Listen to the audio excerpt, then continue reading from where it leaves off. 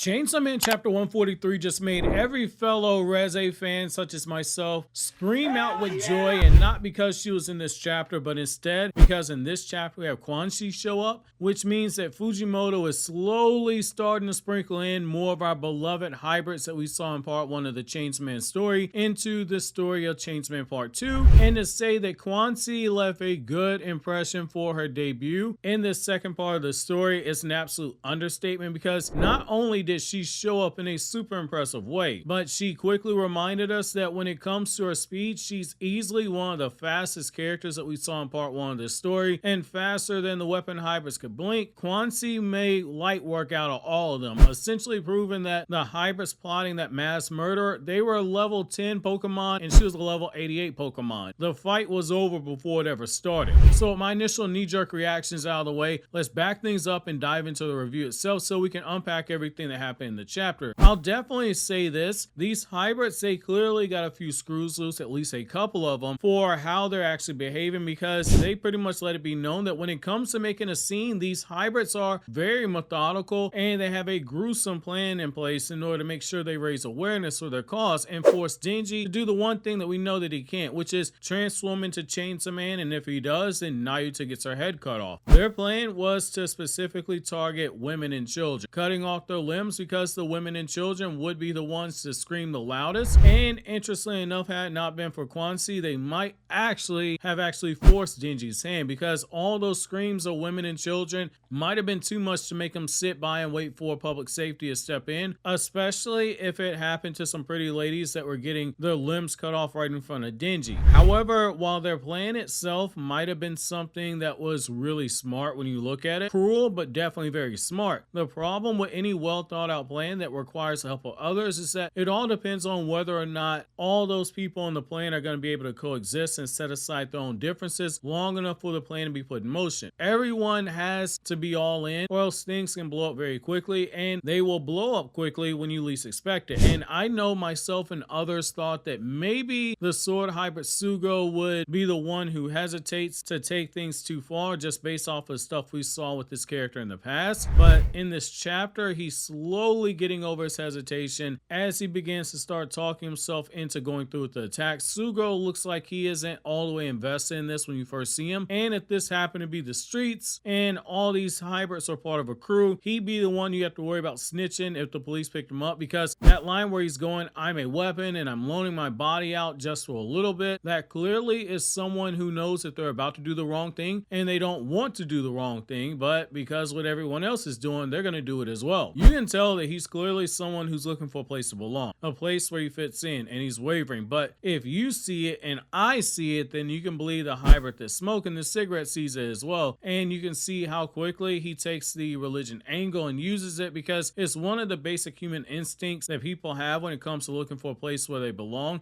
a place they can call home, and it's that dangerous and dark understanding of human nature that is why I love Chainsaw Man so much, because this is a level of subtle manipulation that is something that would have Makima smiling if she saw it, which when it comes to Makima, I swear I can fix her. All I need is a chance, damn it. Wolf for Makima. Makima did nothing wrong. However, jokes aside, this is why the hybrids are using the rationalization that this is a message from God, or at the very least, how they're going to present it moving forward is so dangerous, because it peels back the curtains on human nature if you really sit back and you think about it, as well as offers a bit of social commentary from Fujimoto. And what I love about this is that it gets the point across without having it so in your face that you can't digest what's being said by the author, because a lesser writer just would have gotten super preachy here. Fujimoto has just the right touch, and I feel confident in giving this level of praise, because when you have a brilliant set of commentary once in a series that doesn't bog down readers, but once they figure out what it is you're saying, you go like, oh my god, this is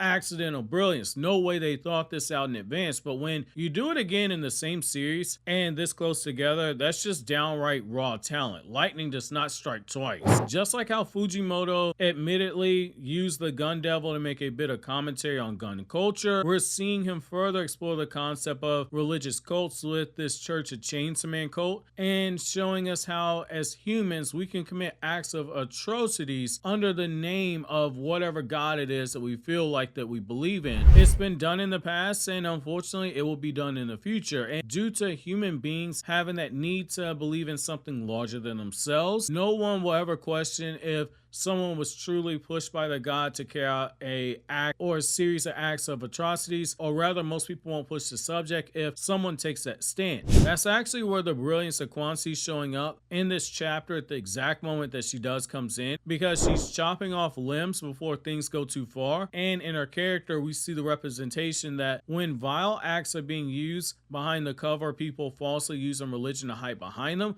the truth will eventually come out, or someone will come in and put a stop to it. And what I like about this is that initially she doesn't give like super fatal injuries to Sugo. When he's hesitating, she doesn't just go through and like lop his head off. However, the moment he begins to transform, she immediately cuts this man down. And I think that that representation there was very intentional, and I thought it was a very good decision by Fujimoto. It gets more interesting when we see the members of the Chainsaw Man Church all preparing for a battle with the members of public safety who are coming in to deal with them, and we see that things about to escalate in the next chapter. But the fact that some of the followers of the Church of Chainsaw Man might have opened fire on a department store, that's the moment you realize that Yoru as the war devil is slowly getting stronger right before our eyes, even though she's not actually on screen. Because all this chaos, when you really sit down and you think about it, it's really just a war between the Church of Chainsaw Man and public safety. And in a very believable way, Fujimoto is slowly leveling Yoru up and not taking the approach that I feared he might take, which is if Yoru was a Pokemon, instead of putting in all the hard work, going to battle all the gym leaders and beating the Elite Four and etc., instead of doing all that, she just